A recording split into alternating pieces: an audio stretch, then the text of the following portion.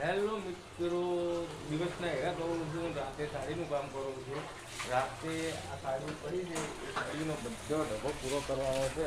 તો જુઓ કે આ સાડી છે ને 4 રૂપિયા ભાવની છે.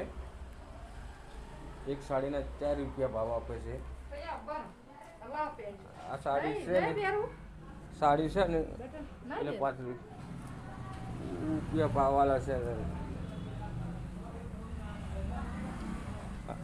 ને આ 6 રૂપિયા વાળું છે.